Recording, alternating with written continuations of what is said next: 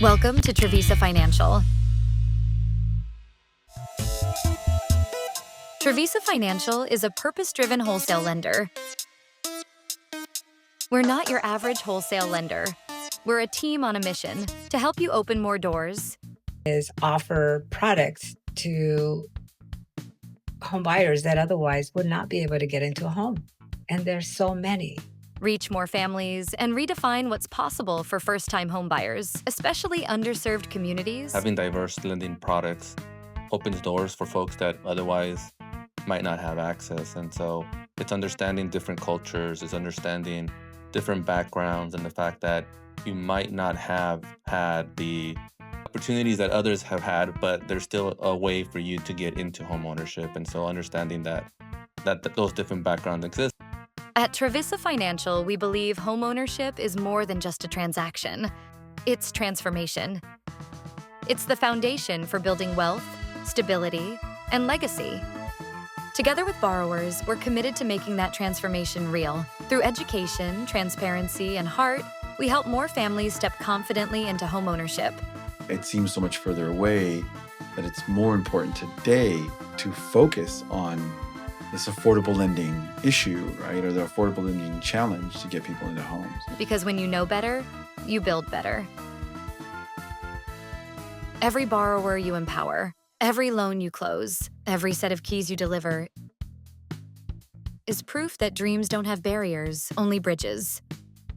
For Travisa, it's putting some strength on that bridge, because how you help a broker close a loan, the understanding of the dynamics of that consumer who's now getting older because it's so much harder, who has profiles that we're all trying to figure out, right? When you talk about millennials and Gen Z and their income and all that. And a lot of lenders go, this is just too much damn work. And I don't know if I want to do this because it might not be worth it. I don't know how to manufacture this. Where Travisa can come in and go, look, let's manufacture loans and let's help brokers get these people across, and let's strengthen the bridge, right? It's going to take us some time. It doesn't happen like overnight, but we know how to do it pretty well. Join us in building bridges that turn the dream of homeownership into reality. Because at Travisa Financial, no one serves first-time homebuyers better. Hello, everybody, and welcome to our EEP Masters class. I wanted to welcome you, appreciate that you guys are here today. We haven't had any webinars for a little bit, so we're definitely happy to be back. And today I have a really special guest I want to introduce is Hector Amendola. He is our president, and so I'm gonna hand this off to him. Awesome, thank you. Thank you, Monique. Thanks everyone for joining again. So, we do these sessions pretty regularly. Like Monique said, it's been a bit since we've done them, but we try to stay on top of making sure that we have these classes regularly. We have our EEP Power Up series where we do twice a week. We have our Monday scenario, our Thursday deal desk.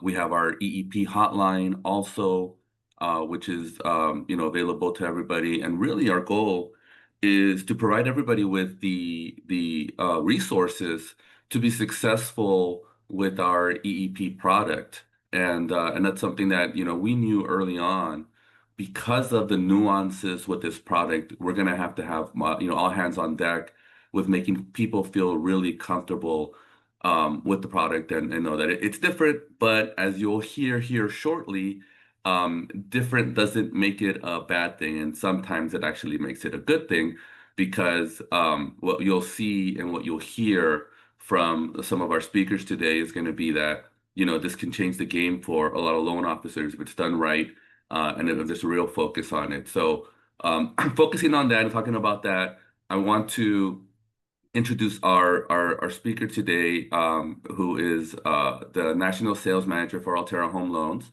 Janelle Rodriguez. Janelle and I have a long history of working together and working with one another, and so we've grown together in this industry really over the last 10 plus years.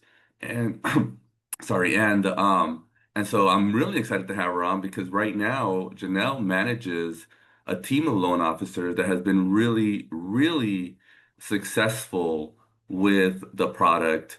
And so just Janelle, let's go ahead and jump in. You manage a team of loan officers across the country. And one of the reasons I wanted to talk to you is because we've seen some of these loan officers really transform their business through using this product.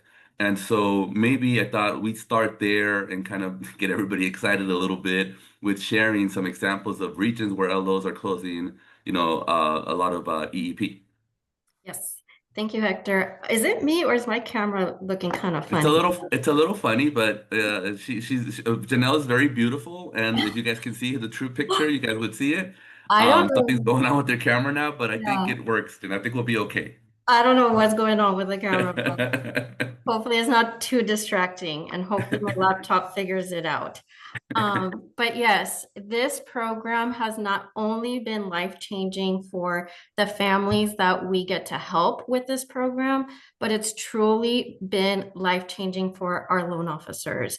I have loan officers who just started with us at the beginning of April, and by June, they had 30 live contracts, not pre-approvals, 30 live contracts in their pipeline, all for this program.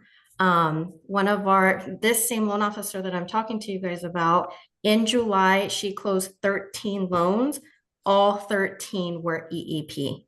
And her business has just been booming since then. Again, 95% of her business is EEP.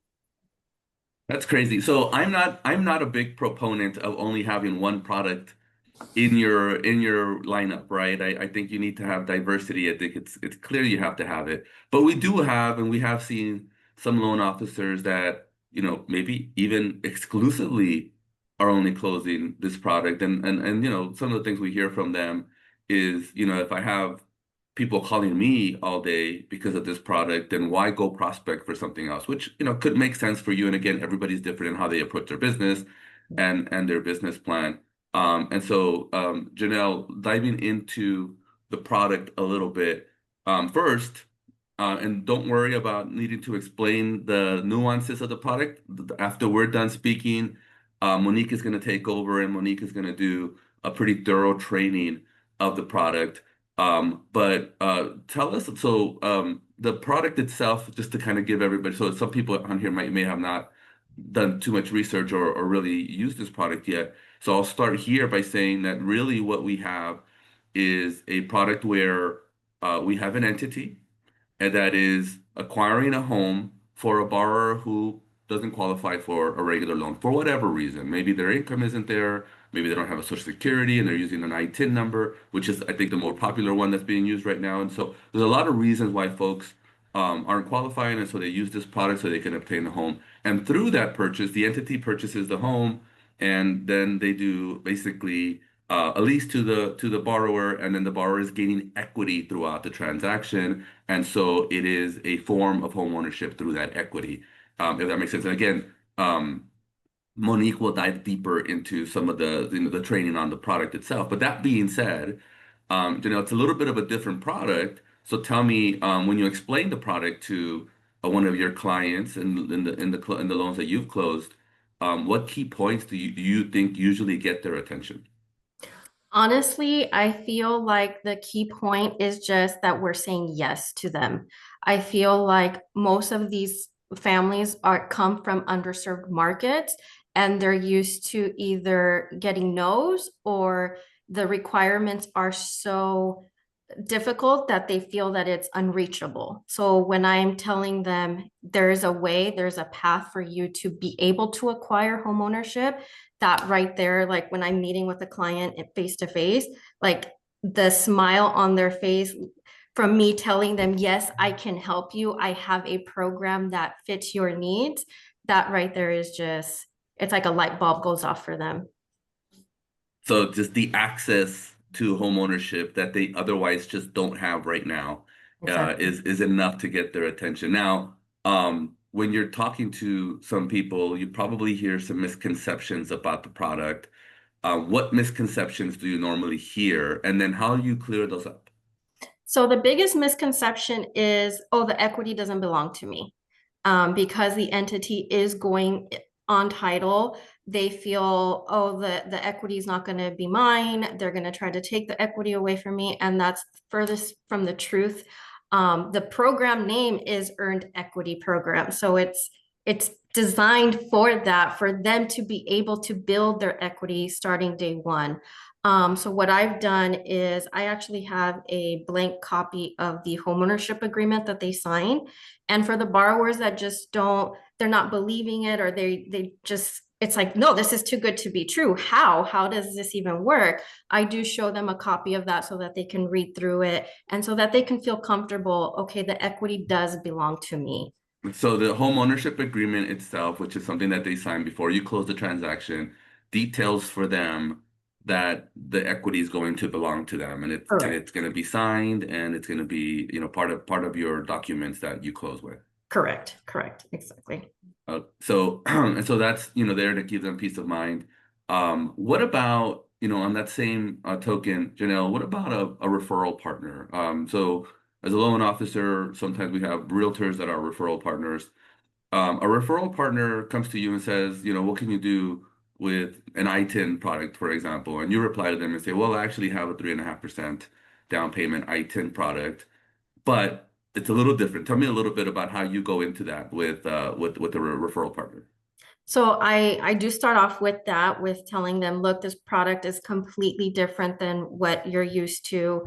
I do talk to them about the title piece, and then I just give them the reassurance that we are going to be recording that memorandum, which is going to protect the borrower. It's going to protect their interest and the equity to the property.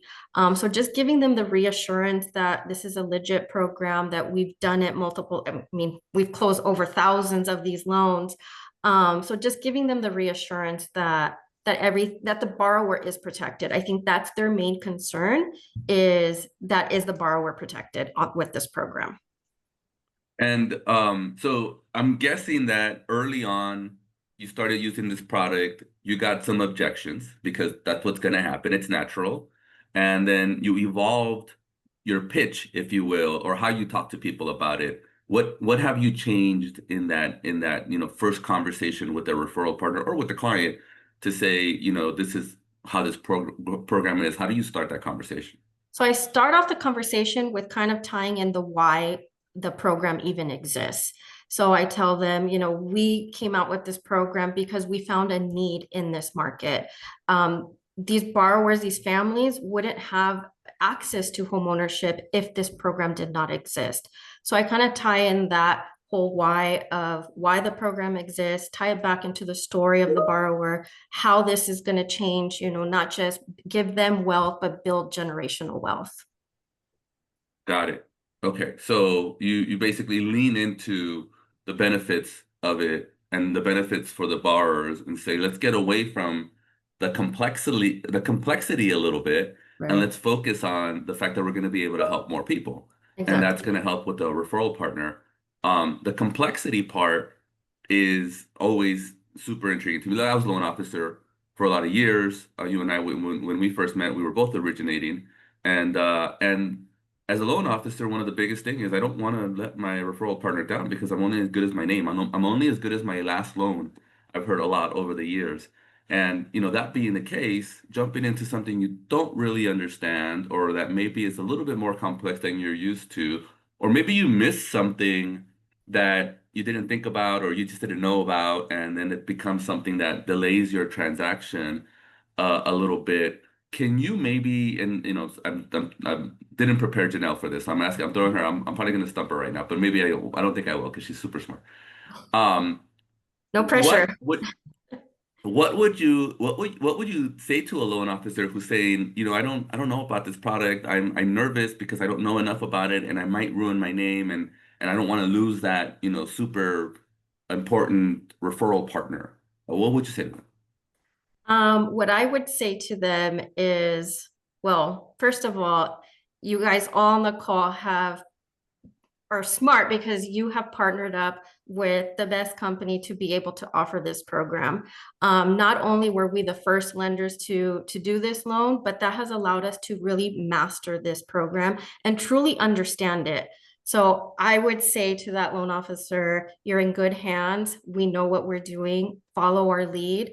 Just let us help you walk you through this first loan to get your feet wet, and then you guys will be fine from there on. I'm going to do another curve, and now I'm going to throw Monique into this a little bit.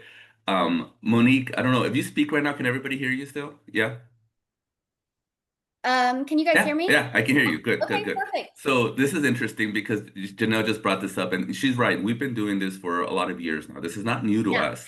Yeah. A lot of newer people that start doing this loan are newer, and they're going to really struggle through it. And you might have heard other people say, the lender I'm working with just has trouble with this loan.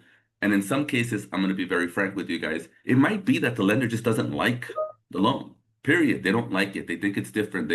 And people don't like different a lot of the times.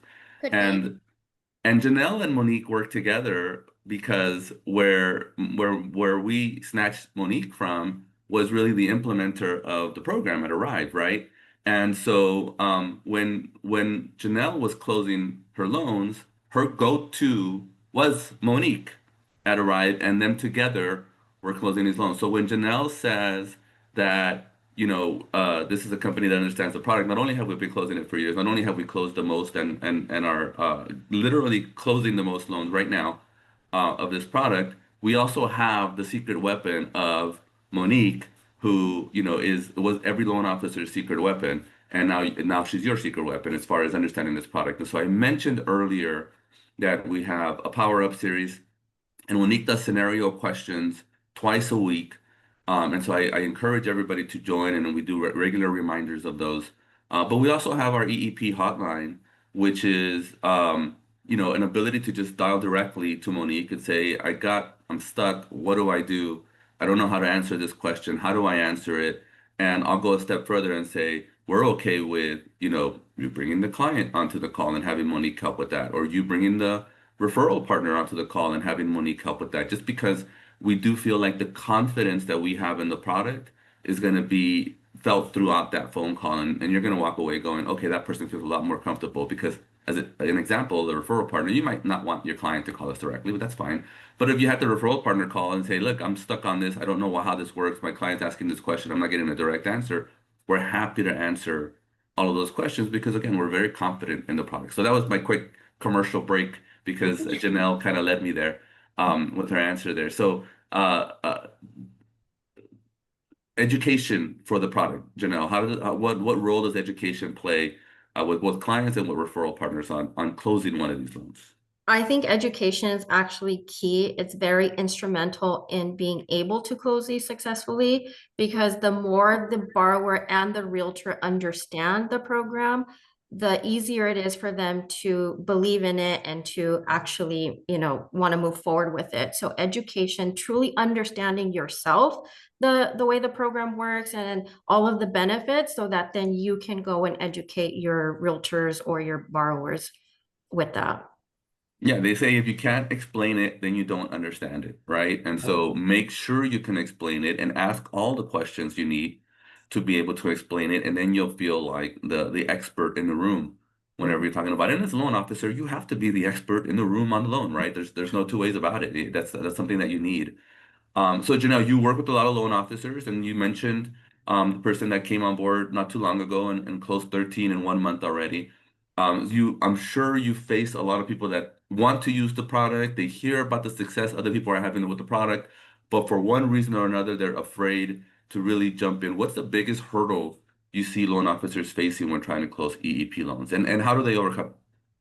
I honestly, for us, the biggest hurdle has been not reaching out to the agents, and mostly the listing agent. So I've noticed, obviously there's an assignment addendum that needs to go in with a contract that is going to transfer over the buyer from your buyer over into the entity.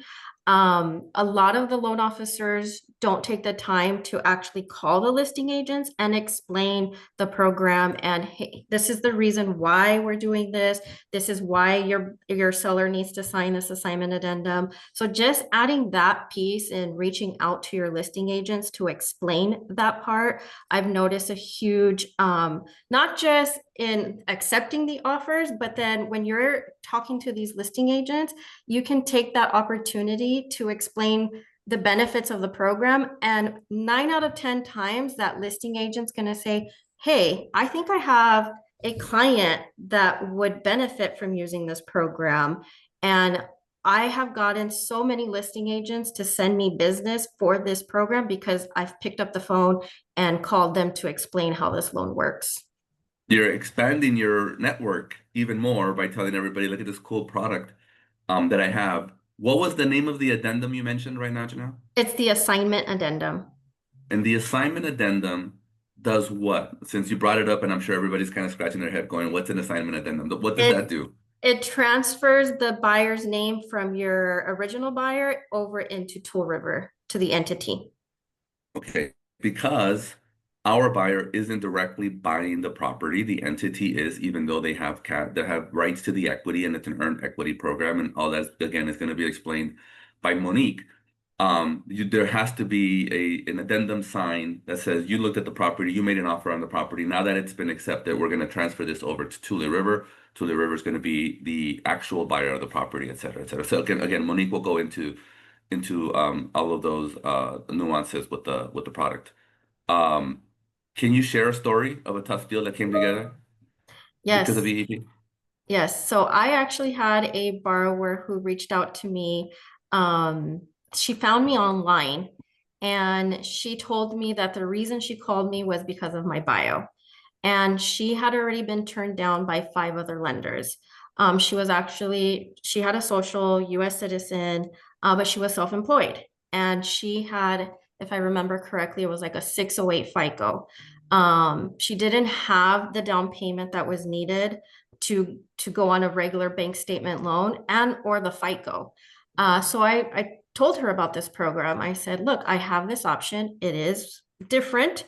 You will not be holding title in a traditional manner. I explained the whole program to her and then all of the benefits. And she said, let's do it. And then at the end of the transaction, she was like, see, I knew it. I knew that you were going to be the one that was going to find a way to help me. So that was. It's a great story. So standard products like bank statement products require 12-month bank statements. And you're saying because this product allows you to do it with 3 months bank statements, we might be able to get this deal through this way. And then, is that right? Well, no, it was a lower FICO score and she didn't have the funds needed for the down payment. So, okay. Yeah. Okay. So the bank statements worked. It wasn't a bank statement thing. It was more the other the guideline issues that she was having with a traditional product like that, because Right. a 12-month bank statement will require more down payment normally than the 3.5% down payment. That's a cool story. What do you think the mindset of a loan officer needs to be to stay consistent and confident with a product like this? I think the mindset is, so I always approach things especially with this program, I'm not selling a program. I'm providing a solution to these families' needs. If I didn't have this access to this program, then I wouldn't be able to help all of the families that we've been able to help obtain home ownership, which in turn then builds their wealth, and the generational wealth comes with it as well. So it's just approaching it from, you're not selling a program, you're providing a solution for these families. Very cool. We have quite a few people on this call right now, you know, that are here because they want to learn, because they're trying to figure out how to put more loans in my pipeline. What advice do you have for a loan officer who wants to close more EEP? The advice that I would give is truly believe in the program. You really have to own the program, understand it, because the more you understand it, the better the easier it's going to be to explain it to the families that you're helping, to the realtors that you're getting business from. And if you don't truly believe in the program, it's going to come across when you're explaining the program to these referral partners or to your borrowers. So confidence is a big key here, right? And this is just standard sales 101. If you're selling a product and you don't have confidence in the product you're selling, they're going to be able to tell, and they're going to not want to buy.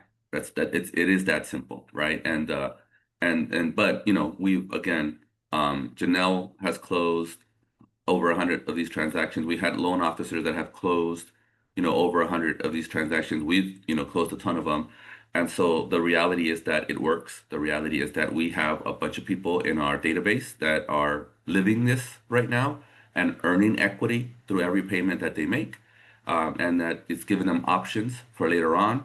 And so we're having a lot of success with it. Any last things you want to share, Janelle, with anybody? Just again, hone in on that. You guys couldn't have partnered up with a better company because we truly understand this program. And whoever messed up Janelle's camera, I want to thank them because she's so beautiful, she would have completely outshined me and nobody would be paying attention to me. Yeah, But because she's here, yeah. So thank you, Janelle, for your time. Again, to everyone. You know, we wanted when we started doing these training early on, I said I need to have somebody who's closing these loans and who's having success with these loans, because that's who our loan officers want to hear from. They want to hear from somebody who's having success and, you know, potentially maybe answer some of the questions that they may have. Monique, are we able to open up so we can so we can see if we have any questions from the people on the call? Yeah, we can do a Q&A right now. So I do have a few questions. Will this call be recorded and can we receive a copy? So yes, actually what we do is after every webinar that I host, we get it sent out to you later on that day. We put it together in an email and you'll receive a summary along with the copy of the video. So you'll definitely get that. Another question is, how do you get over the hump of selling the higher rate on the program? So for me, the interest rate isn't even a hurdle for us because most of these families have been told no. And really the rate is not that much higher if you compare it to your non-QM products. So that hasn't really ever been a challenge for us. Again, they're just happy to be able to even have a shot at buying a home. Yeah, for most of these borrowers, it's not a matter of they have, you know, all these options to go to, and they can go to the lender down the street or the broker down the street and get a different quote, because most likely they're going to be told no by that other loan officer down the street. So rate stops being so much of an issue because it's a matter of, you know, let's get you into this house. Yep, exactly. Another question is there an expense rate percentage for this program? So I'm going to assume that it's for self-employed. And there is an expense ratio factor. The standard is 45%. We do have a tiered option in which I'll get into further down the webinar and explain that a little bit more in detail. Awesome. Keep going, Monique. Hello, great job. I would love to get the guidelines. Can this work for ITIN? This is perfect for ITIN. Perfect for ITIN. And then real quick, just to be clear, Pamela, the majority of the loans that we're doing on this product are ITIN. It's almost exclusively ITIN, to be honest. We do, again, Janelle said it, some folks don't fit into another program and we'll fit them in there as well. But the more popular version has been through the ITIN product. Yep. Does the buyer have to have taxes filed just like standard FHA guidelines? So if you're using bank statements, that's going to be a no. If you're an ITIN W-2 and your ITIN matches your pay stubs and your W-2, that's a no. The only time that the underwriter may ask for tax returns is if they're using a social security number on their pay stubs or W-2. They may ask for those tax returns just to verify that they are using that ITIN to file. Let me help here a little bit, Monique, because the questions are coming in fast and Oh, furious, and I want you to have enough time for the okay. actual, because a lot of these questions might be answered by. So I'm gonna skim through this real quick and see which ones are directed more at Janelle, Okay. and then we can move forward. So any advice on how to make the seller comfortable with paperwork with the lender not being the home buyer? I think they're saying making the seller comfortable with the addendum part of changing it from the person who made the offer to the entity. Any advice on that? So this is where it's key for you to speak to the listing agent to sound confident about the program, because they're really the ones that are going to relay that information to the seller. So the more confident you are in the program and the better job you do at explaining it, then the easier it's going to be for that listing agent to then build that confidence with the seller that, hey, this is a legit program. We're not going to have any issues closing. It's okay to sign.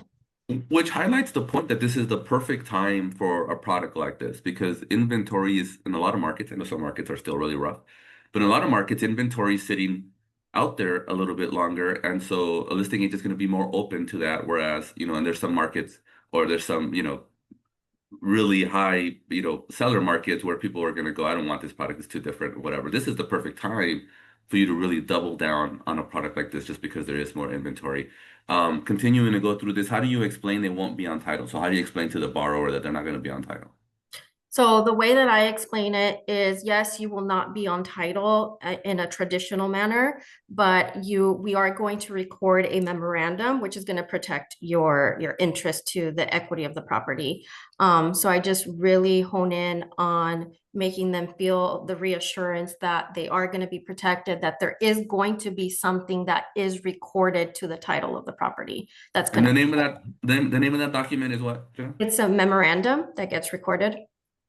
So we're recording a memorandum that says you have rights to this equity, and that's how we get past the fact that they're not going to be entitled. Again, it's different, right? There is some differences, so you have to be good at knowing how to explain it and reassuring them that it's still going to be a good thing. Can you combine Social Security with ITIN? Absolutely. Yes. Okay, how to explain they are not renting, that they are responsible for maintenance and repairs. They can't have the best of both worlds, being a renter and an owner. Well, that's easy because you tie it back to the equity is there. So the house is theirs. They have every benefit of a homeowner. It's just the loan is done a bit differently.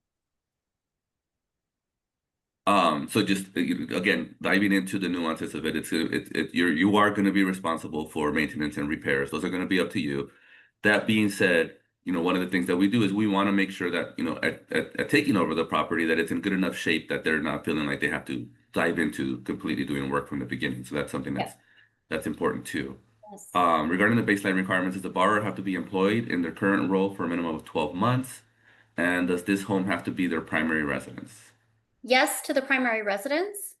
12 months on their current role. That is not necessarily, they can have 3 jobs over the last 12 months as long as they're in a similar role or the same role. We do ask that you do document a 2-year history though. So it follows FHA a little bit, but for instance, self-employed, you only need to be self-employed for 1 year. And if you haven't been, then there's exceptions that can be made. There's definitely things that, go ahead. I was just gonna say, this is why Oh, yeah. the scenario desk, the scenario Thursday, and those calls are so important. The Power Up series, because when these scenarios are coming to you, jump on those calls and ask those questions, and Yes. even if you don't have scenarios, jump on the calls anyway, because you might hear somebody else ask a question that maybe you will get later on, and you just want to have more education and whatnot. So I think what I'm hearing Monique say is just really on a case by case basis. We would have to look at it and see how it all works and kind of put it together. Last Yeah. question, then I'll turn it back over to Monique. Will the program work for a refinance? No. Example. So the answer is no. Example: a borrower wants to add to their property by buying the land bordering their property. So the answer is, on the refinance is no. no. This is for purchases only. Correct. Awesome. All the other questions that were on there, I think Monique will answer with her presentation.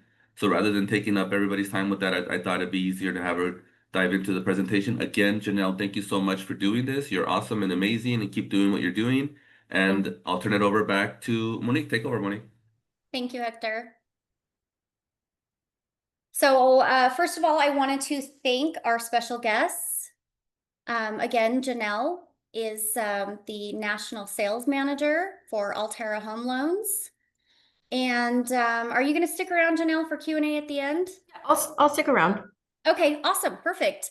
And then we really appreciate Hector joining us. I know that he's got a big, busy schedule and is going to head up back to the MBA conference. So again, thank you, Hector, for joining us. So now we're going to go ahead and get started with the Q&A. And I'm so happy that Janelle stayed on to assist with answering any of these questions.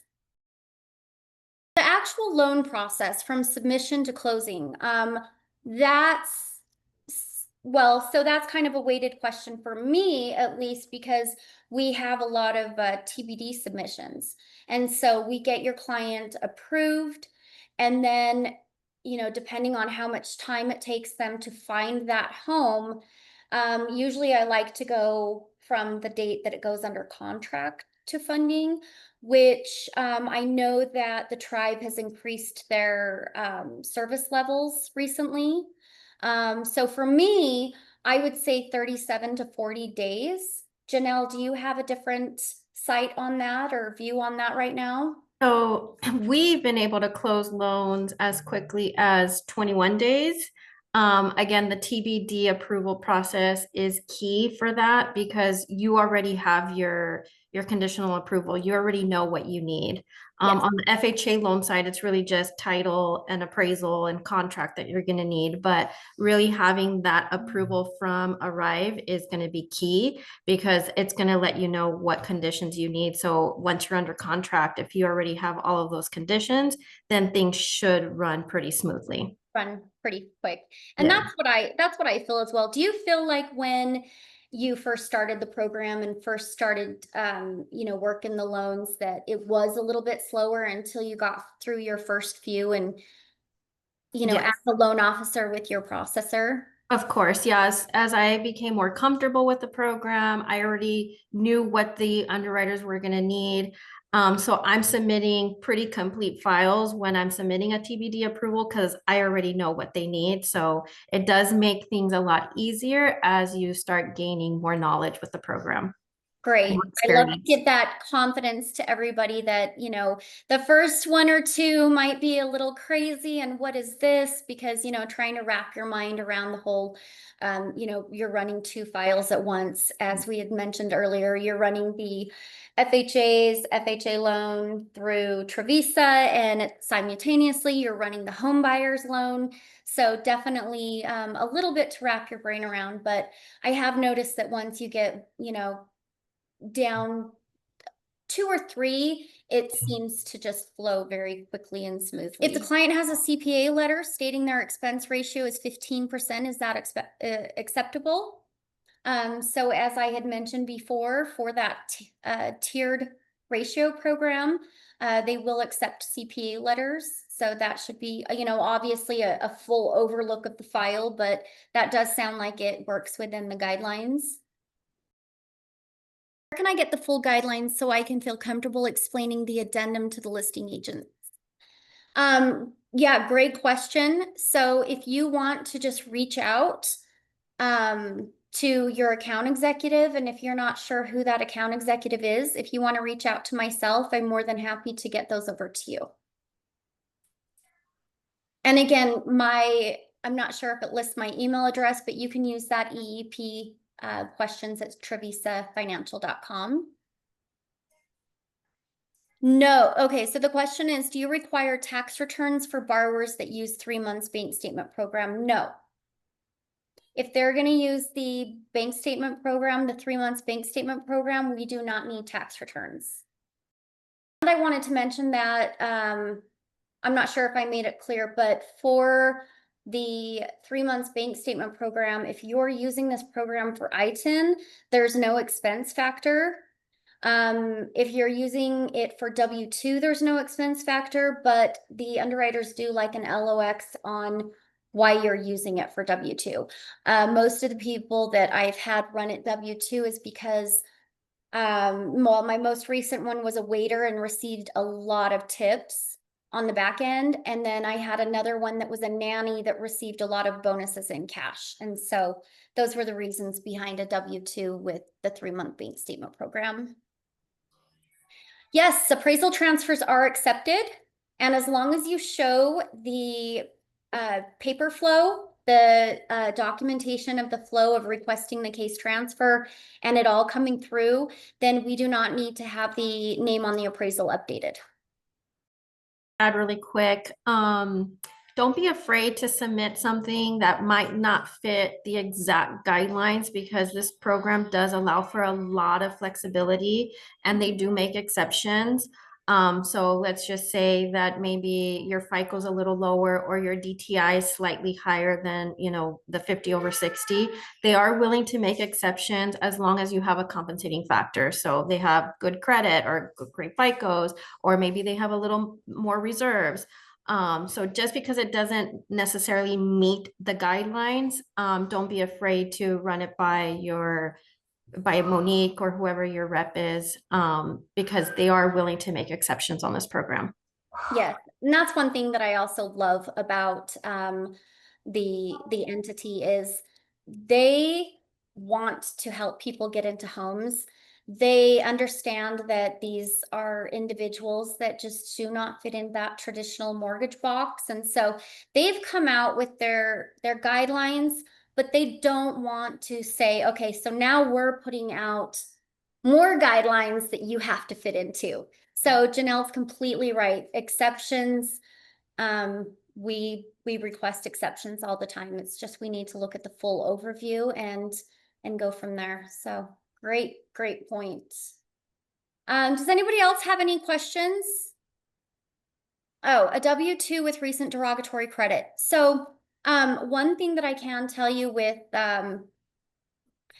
derogatory credit is going to need to be, if their credit score fits, the derogatory credit just needs to be looked at to see exactly what it is. Is it medical? How old is it? How much is it for? And so if you have a situation of that nature, also like Janelle was saying, the compensating factors. So, you know, they may have some derogatory credit, but they have some amazing compensating factors that we just would need to look at and get a complete overview of the situation.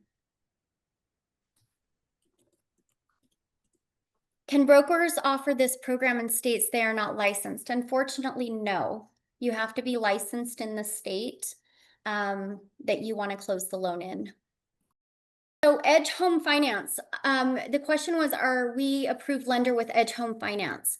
So I will tell you that when I was over at the Tribe, we did do some closings with Edge Home Finance. In that situation, this is a great question because it opens up to the fact that most builders do not like to sign the assignment addendum. And so in that case, we can originate the purchase contract directly with the Tribe Tule River. So yeah, if you want to explain to Edge Home Finance the situation, the assignment addendum, we can get you a copy of it. And if they don't like it, then we can start the process off day one with it just going in Tule River's name rather than, you know, finding out later that they won't sign the assignment addendum. Recent lates on an installment. So what I would say on that is, what is the credit score? What was the reason? Is their verification of rent clean? Do they have any other alt trade lines that are clean for 12 months? What would you say on recent lates on installment? So recent lates on installment, it really just depends if what the reason was for those lates. If it makes sense, then they're a little more flexible with it. So it just depends on the reasoning for those lates. Yeah, agreed. I will say though that if they currently own a home and the mortgage history shows any lates within the last 12 months, that's very hard to overcome. We're so happy that you guys join us. And again, I have these webinars every Monday. We have our scenario Mondays. Every Thursday, we have our Deal Desk Thursdays. And for those webinars, I do a much quicker slideshow, just briefly explaining the product again for anybody that is new. But then I open it up for a lot more questions, Q&As, with scenarios, and gives you more time. So I'm really glad that you guys joined us today, and I look forward to working with each and every one of you. Thank you again, Janelle. You're welcome. Thank you. Bye, everybody. Have a great day.